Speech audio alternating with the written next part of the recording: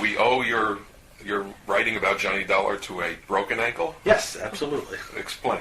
I was walking to the Metro one morning, and Now, the Metro's in Washington, D.C. area. Washington Metro, and I live about 1.25 miles from a Metro station.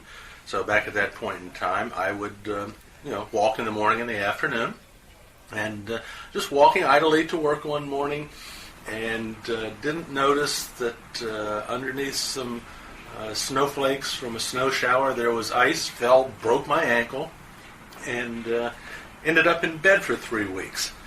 And during that period of time, I was re-exposed to Ed Walker's big broadcast program on WAMU. At that point in time, he was broadcasting the 5-a-week Johnny Dollars. And I got hooked. And to this day, I call Ed my pusher, because he introduced me not only to Johnny Dollar, but to a lot of other old-time radio programs. And ever since then, I have been listening to old-time radio. Obviously, it got to the point where I was so enamored with Johnny Dollar that I went on a mission to collect every possible program that I could find, which I think I have done. My personal collection of files is 719 audio files. I've then supplemented that information with 75 programs that I wrote up, which are on file at the Thousand Oaks Library, Right. In Thousand Oaks, California, the KNX collection there.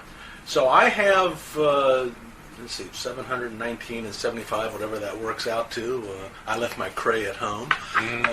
So quite a substantial number of Johnny Dollar programs.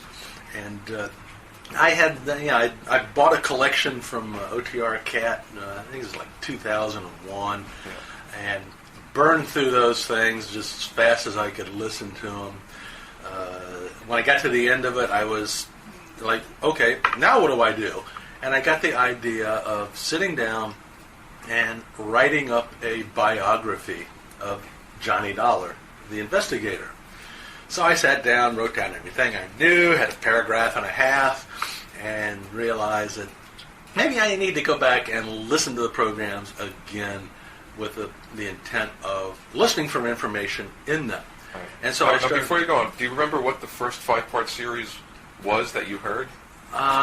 Or the one that gave you the spark for it? The one that I probably would have heard, this was in, I broke my ankle on December 31st. And so it's probably the one that came right after the Nick Shern matter. I've got my list here, and let's see here. It probably had to be either the Molly Kay or the Chesapeake fraud matter. But I walked into it in like episode 3. Okay, so but there was nothing in particular about that story. No, there was nothing particular about the story. Johnny Dollar. It was the whole Johnny Dollar persona. I had worked a job where I did a lot of traveling. So the whole concept of flying in, blowing into town, getting a room at a hotel, doing what I had to do, and watching my P's and Q's on the expense account. It was something that I was relatively familiar with. Mm-hmm. Going out and getting whacked on the head, shot at, and other things is something I had no experience with, nor do I want to. Yeah. But the whole, because I remember distinctly on that particular program, obviously there was, it started off with Jack Benny, mm-hmm. which is to this day one of my favorite programs. Johnny Dollar, Gunsmoke, no desire at all to go back and be a Western Marshal. Yeah. But later on in the program, there was a Richard Diamond. Yeah. And comparing Richard Diamond to Johnny Dollar caught my attention. Richard Diamond was cute, but there was something about Johnny Dollar. I don't know whether it was the cliffhanger aspects of it, where I had to go back next week, but I found myself very quickly abandoning 60 Minutes and listening to the big broadcast so I could listen to Johnny Dollar. Yeah. And Was it Bailey that did it? Yes, Bob Bailey. I mean, was it his acting that got you interested, that ensnared you more than Dick Powell? Yeah, I think so. Because Bob Bailey, you could tell from, Dick Powell was good. William Conrad in Gunsmoke, very good. Jack Benny, he's a comic, Yeah. But Bob Bailey, he was able to deliver the character, and especially in those 5-part series, which were flusher in quality than the 30-minute series either before or after. He got your attention. Mm-hmm. He was a believable character. Yeah. And his ability to enunciate and to bring emotion and all the things that needed to be portrayed by that particular character, he was good. And I especially appreciated, when I went back and got the whole series and started listening to Charlie Russell, who's good, and to this day I think is probably the next best Johnny Dollar for a number of different reasons. We can talk about that later. And Edmund O'Brien, gruff, Mike Hammer kind of guy. Yeah. John Lund was a milquetoast. Yeah. Bob Reddick was just too soft. Mandel Kramer was good, but it was Bob Bailey. He was Johnny Dollar. All right, so you're ensnared now. You decide to write this biography of Johnny Dollar based on all the clues that Jock Johnstone and others had put into the series. And I went back and I started off, started with the Dick Powell audition, worked my way chronologically through it, and I started saying, I was just writing stuff in longhand, and said, well, maybe I need to put some format to this. So I came up with a Word template document, and I started, recording the director and the writers and the cast members and all of this stuff. Then I had all this paper and said, well, maybe I need to go one step further, and I threw all of this stuff into an Access database. Mm-hmm. And so as I was going through this, I was starting to get more and more detail. I was having a great deal of difficulty at first finding a voice to write in. And, one was, I started off doing a 1-paragraph synopsis of a 30-minute program. That wasn't adequate at all.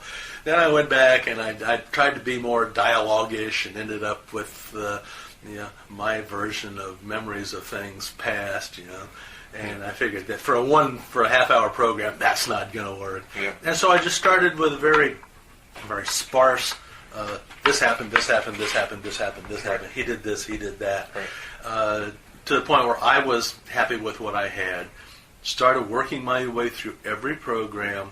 Started amassing information, and then after I had all of this information, I said, I bet I could do something with this, because obviously I had more than just a biography. So I took all of the information that I had, exported it into Word, into a series of documents, cleaned it up, formatted it, went back and built some biographical information on top of that, and then since I had all of the expense account information and the agents and whatnot, I went back and wrote a report that delineated by insurance company, by agent, by case, how much Johnny expensed. So I had all of that information by... It's all in your database. It's all in the database. Then I found a very interesting page on the Federal Reserve Bank of Minneapolis website that did CPI adjustments for consumer price indexes. Right. So I borrowed the code behind that, threw it into a spreadsheet, and took the summary for each actor. Actually, I took each expense account and put it in an Excel database, applied some handiwork there, and brought it from the 1950s to current dollar values for all of the expense accounts. So you can see that the original actors spent like $325,000 over the course of the 12, 14 years that the program was active. But when you convert it to today's dollars, right, it's 6 or 8 times that. It's $2.4 million, something like that. And I just sit back and looked at this, and some of the Johnny Dollar expense accounts were, I've done worse as far as padding my expenses. Yeah. There were a few rather egregious ones very early on where Johnny would take a $600 vacation to recover from a cold that he got. Yeah, $600 would be nothing today, of course. That was a lot bunch of money back then. Yeah. So I had all of this information. I wrapped it up into a draft document, and I wrote off to a couple of people that I had met in the process of gathering all of this information. Said, okay, I've got all this information. Where would be a likely source to see if anybody was interested in publishing it? And so everybody that I talked to suggested I contact Ben Omart at Bear Manor Media. I sent him an introductory letter telling him what I had and whatnot. And he said, send me a CD. Let me see what you got. And a couple of weeks later, I got an email back from him and says, "Gee, this looks really complete. We need to do some editing and a lot of typos and stuff. So why don't I go ahead and send you a contract anyway?" And to be able to get something like that done on my first ever attempt to publish a book. Mm-hmm. I was flying pretty high. So had you written anything before? I had written a great deal of fiction under the guise of requests for proposals and technical documentation. Matter of fact, I had a customer one time tell me that one of my proposals was the best fiction he'd read in years. So it was mainly business writing. It was business writing, exactly. An entirely different type of writing than I'd ever written before.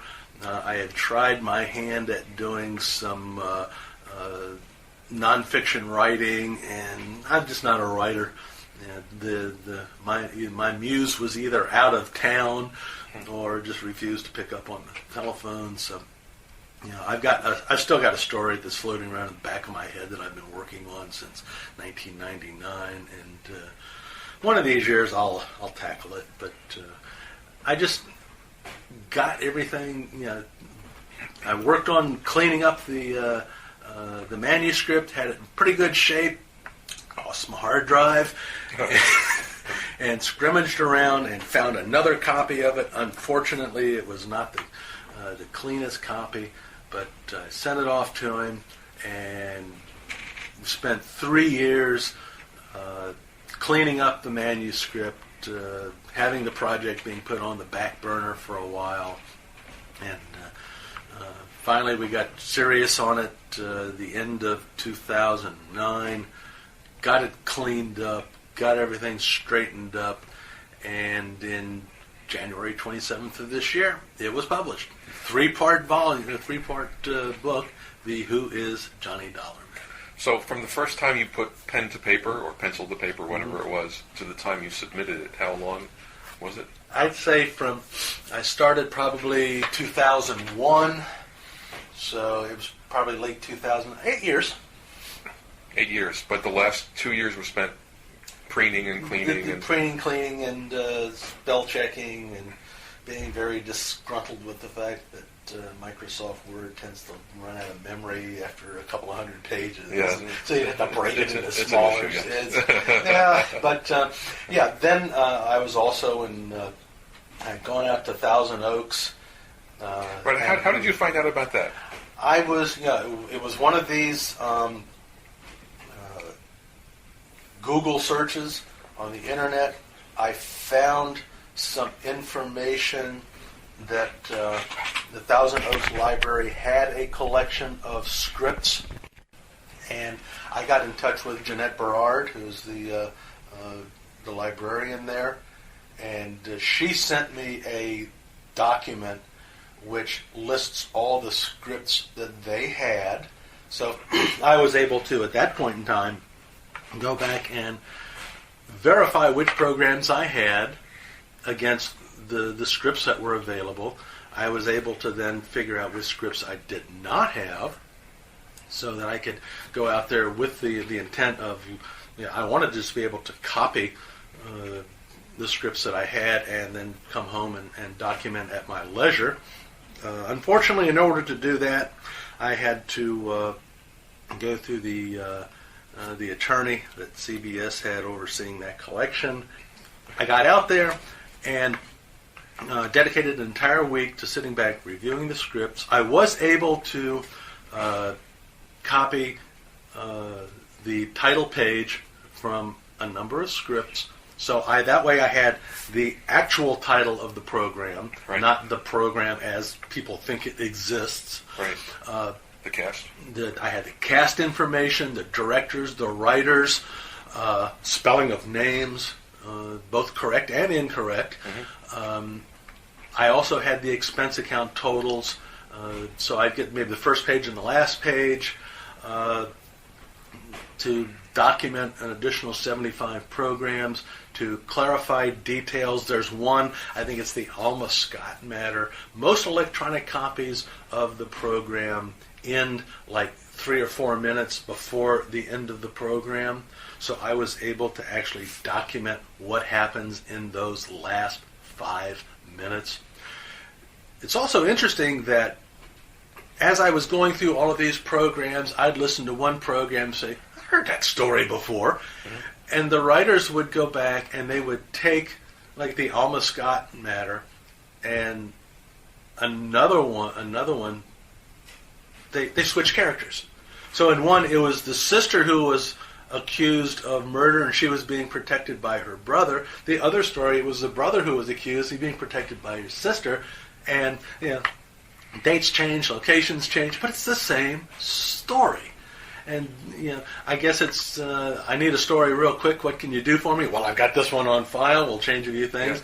Yeah. Listeners won't know the difference. And they didn't have search and replace back then. So they actually had to sit back and retype it. And hopefully they had a copy somewhere, which obviously they did. I was also able to figure out that there's one program, and the name of this totally went out of my mind, where it is a combination of 2 other programs to create a third, where they took the bulk of one program, the ending of a second program, and created a third program out of it. So that was very interesting, getting all the script information and the actors and whatnot because at that point in time I was able to go back and build an index for the document, so that not only do I have what page the story is on, but all versions of that story. I have every actor referenced to the number of stories that they did, and by and large, Virginia Gregg, I think she must have lived in Jack Johnstone's garage, because she's in everything. Yeah. Every story, it's hard. It's a bigger quest to find the one she's not in, mm-hmm. But she did an excellent job. I was also able to go back and annotate who the announcers were for each program. They tend to get short shrift a lot of times. Yes. So the music directors, the writers, not only the ones who got credit for the programs, but the ones whose names were actually on the script. There's one program, I can't remember the name of it off the top, but I think it was Gil Dowd, and somebody else were given credit on the air for the program, but somebody else's name is on the script. So that's an interesting story in and of itself. So got all of this information together. I was at the same point in time looking for pictures of some of these people. Bob Bailey's pictures all over the internet. Right. I got a couple of pictures of people from my friend Bill Brooks in Seattle. The one that I was having the most problem with was Bob Reddick. And couldn't find anything. It's about this time that I discovered the OTR researchers group. Mm-hmm. And I found a picture of Bob Reddick there. I wrote to him, and basically gave me free use of the picture, so I was able to put a picture of each actor in the book so that people could see the face behind the voice, and wrap this stuff up in a nice big ribbon.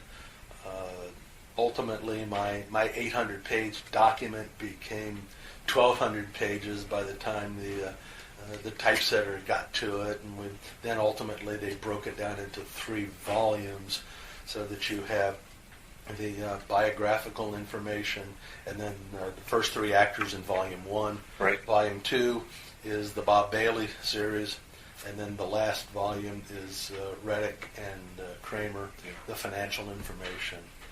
And the last time I heard from the publisher, Ben Omar, he said, "I never thought I'd ever be able to sell an OTR book again. I'm very, very gratified that that's not the case, because he won't tell me exactly how many he's sold. I'll figure that out when I get a royalty check. He said it has done extraordinarily well. That's very good. And it's interesting, after it was published and everything, I started looking at the Amazon webpage, and 5 copies left, ordering more, only 1 copy left, Oh, that's very gratifying. But it's sure. They play silly games, because if you have a profile, you get one set of numbers than if you just do a blind search looking for stuff. My page said at one point in time I had 5 copies of a book, and a friend of mine in the office, he did a query and said it only had 1 copy of the same book. So it's a mind game, but as long as they sell, that's the main good thing. Now, are there any particular episodes that you feel are the absolute best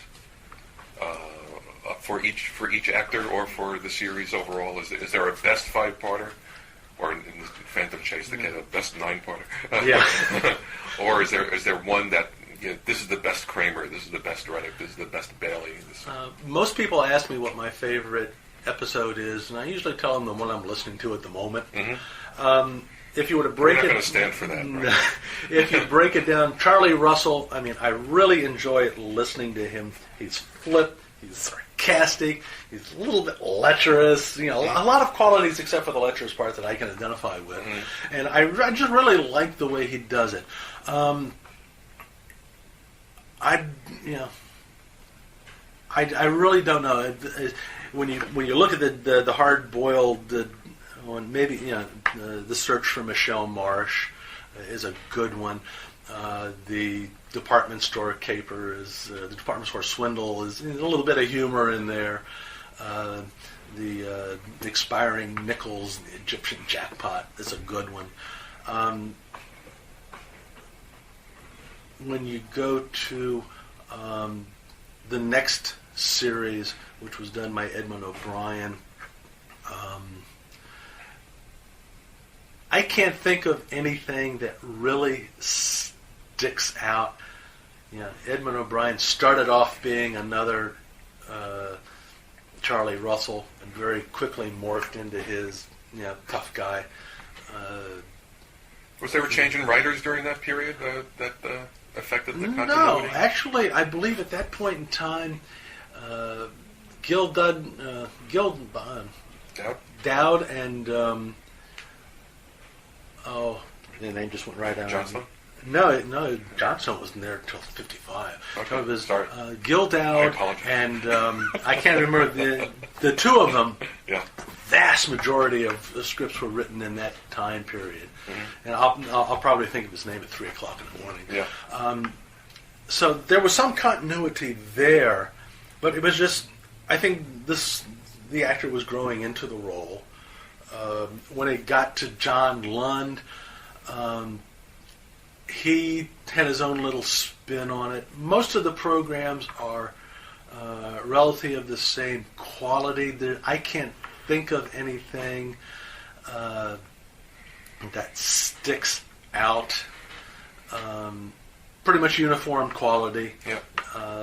When you get into the Bob Bailey, you knew something had changed. Yeah. the first ones I ever listened to were Bob Bailey ones. But when I would go back to listen to the O'Brien or the Lunds, I can't say it was just basic 1940s detective Exactly. Things. But the Bailey ones were clearly quite different. And they're, like you say, the Phantom Chase, all 9 episodes of it. You had some character and plot development in there, and the Sea Legs Matter, which is, I like that one especially because of the role that Parley Bear plays, Vladimir Oscar, whatever his name is. That's a good one. In the 5-parters, or the half-hour ones, though, invariably, I think that the Rasmussen Matter is probably one of the best programs in the entire run of the series. I mean, like, even, every time I listen to it today, it grabs you. It's the best Johnny Dollar that Johnny Dollar could be. Going on to Bob Reddick. With the whole move to New York. I mean, it was a sea change there. The only thing that remained common was actors. Jack Johnstone. Right. He kept this going there. I kind of like. There's a couple of Reddicks, the blind date or the big date matter, kind of the humorous aspects of the Bob Bailey's, the Latrodectus matter is an interesting one.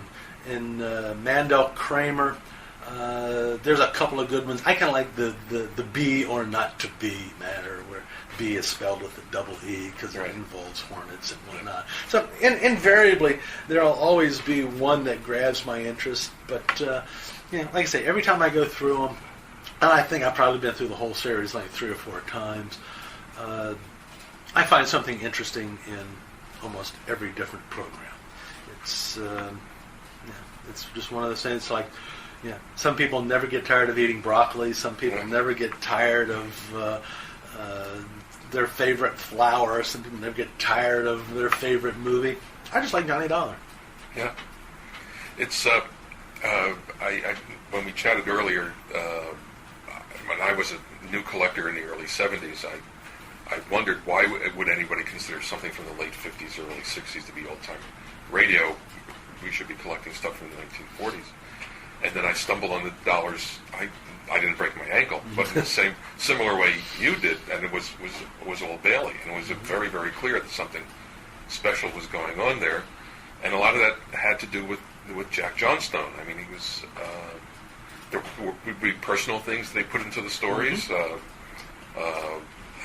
I thought some of the things later with the relationship with CBS, we would kind of sneak in there, like we're appearing a particular radio station, or I'm going out to see so and so. They would mention the station. He actually weaves CBS sound engineers into a couple of his programs.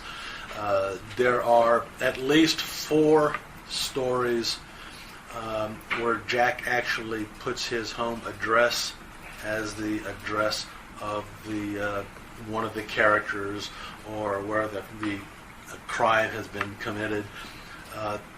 One of my friend Bob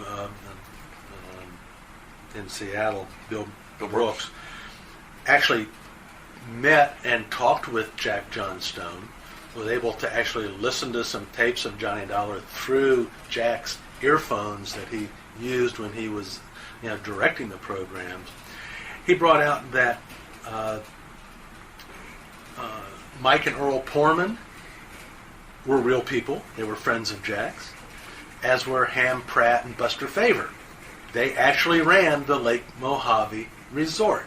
So these were real people, and he wove real people into his stories. God, I wonder who Alvin Peabody Cartwright really was. But you get that sense that he was always sneaking those kinds of things absolutely. in there. Whether it was his friendship with Vincent Price, or so many other little things. And then towards the end of it, I flew into Cincinnati, and we flew right by the towers for radio station W, whatever. And so you get those little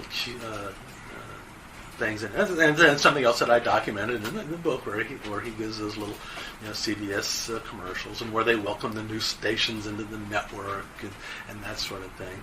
But yeah, it's very interesting. Jack Johnstone was an established commodity. I mean, he had written and directed Superman and Buck Rogers in the 21st Century, and he had done some work with Orson Welles and several different series. He was able to get the best out of a script, and at one point in time, I think he recorded one time that he needed a script and couldn't get one. Said, if I'm going to do this, maybe I just need to sit back and start writing them myself, which is ultimately what he ended up doing. So the last 3, maybe 4 years, almost exclusively Jack Johnstone scripts. And he did an excellent job of it. Now, he was using some pseudonyms now and then, sneaking. Didn't he sneak in, he would use, writing credit would be given to a different person, but it was actually Jack Johnstone? Oh, yeah. John Dawson is Jack Johnstone. Now, why was he doing that? Just to liven things up somehow? Well, I think that probably CBS might have had an issue at some point in time of, we need to get some fresh writers in here. So he'd walk in, hey, I found this guy, John Dawson. I saw this guy down there. Write a check. And he had a Swiss bank account. A lot of writers did that.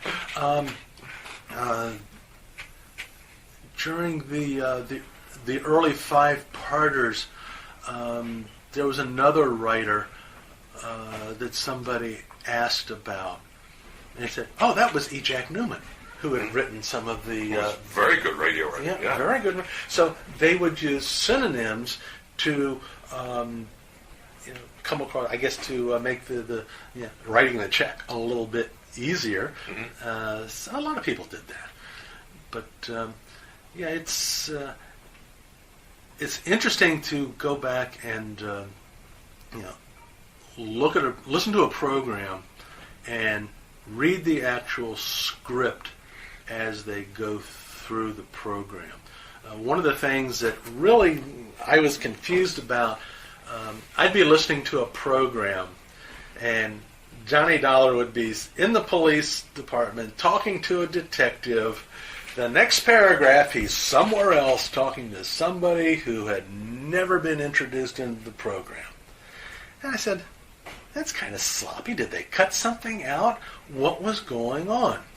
When I was in Thousand Oaks looking at the scripts, I found one where this happened, and you could see as they would be going through the scripts, I guess the assistant director was doing timing marks. Right. And they would get to a point in the script where they would be overtime. They would block out entire paragraphs of script without going back and editing for continuity. Mm. That's why you would have the sudden jumps in conversation and whatnot, which explained a lot of it. It must have been close to the broadcast date then, because they didn't have time to go back to read. Exactly. But that was one of the skills of radio writers. They had to be able to write in blocks, mm-hmm. that they could have the flexibility in the rehearsals and still retain the plot line and full continuity. Yeah. And occasionally, I guess it didn't work. Yeah, every once in a while it didn't work, depending on where you were in the program and the rehearsal process and where that extra 40 seconds was that they had to cut. Well, you cut it here and cut it here and cut it here. And, right. Every once in a while they cut the wrong 10 seconds out. I guess so. But it helped clean up a lot of understanding about why a lot of programs are the way they are. Another thing that doesn't really come out in the programs, but it does come out when you look at the scripts, is Jack Johnstone had an entirely different language in queuing up the sound people. I was looking through some scripts one day, and there was a line of asterisks, and then in all caps, it was CUPLAFS. And how many days did it take you to figure that out? Yeah, I went to Jeanette Berard there at the library. I said, Jeanette, what is going on with this? Oh, that's Jack's way of saying a couple of footsteps. And so he had this entire argot that he used for the sound people so that they would know what kind of sound effects to put into the script at any one point in time. Now, was that handwritten in, or that No, was typed in? everything was typewritten in. So traditionally, when you'd see a script that would say sound, a couple of footsteps. Mm-hmm. So as he was writing this, and since he's also often the director and producer, right? So this is the shorthand that he creates in the script. Yeah. So he's really tied in with the sound people. Oh yeah, absolutely. In a way that earlier in the radio years, they may not have known who was going to be assigned to the show at a particular time. Mm-hmm. I guess by this time, the crew had gotten so compressed that everybody knew each other in a way that that's one of the reasons. You could count on what somebody was going to do. That, Almost. This is one reason why the show works so well for this particular period. Exactly. One of the unique things about Jack Johnstone was that back in the early days of radio, you had a booth where the sound people were. Right. You had a booth where the director was, and then you had the stage where the actors were, and everybody was off in their own little world. Well, Jack Johnstone liked to direct from the stage, so he was right there with the actors. So if one of them needed to speed up a little bit, he could just stand right in front of them and give them the visual cue to speed up, slow down, or whatnot. And in a rather humorous incident he recounted in an interview that I have. He was doing something with one program, and he was so intent on the script that he shot out his fist to cue the orchestra and ended up hitting the announcer square in the face as he was talking to the microphone. Which was kind of funny, especially on live radio. But I think it was that intimacy, being there with the actors, being there with the sound people, knowing, working together, because there were fewer and fewer and fewer of these people as radio progressed. I think the fact that Dragnet, which went on in the same period of time, had like 3 sound people working on it. Gunsmoke had a couple of people, and Johnny Dollar had a couple of people. That was the high art of sound effects, and it really helped the programs a lot. Although I really am kind of irritated when Johnny Dollar is sitting in his jet airliner and you hear the sound of reciprocating props, sound effects, or he's in a helicopter and you hear a single engine plane. So, he can only do so much with what you can do. And you can't overwhelm the sound. You still have to hear the actors. Exactly. But reading the scripts and you get an entirely new perspective on it that makes you appreciate the program just that much better. Is there another series that captures your attention like this one, or is this it for you? Nothing that captures it the same way. There are other series that I like. Tales of the Texas Rangers. I really like that. Broadway is My Beat. Frontier Gentlemen. Fibber McGee and Molly. I really like that. Jack Benny. A variety of different programs, but nothing that would make me want to sit down and just listen to every possible episode and document it. It was just Johnny Dollar. And why, I don't know. Well, we have it was there. Yeah, we have to thank your broken ankle. Yeah, it was like Edmund Hillary said, I climbed Mount Everest because it was there. Yes. All right, well, thank you very much. Well, thank you.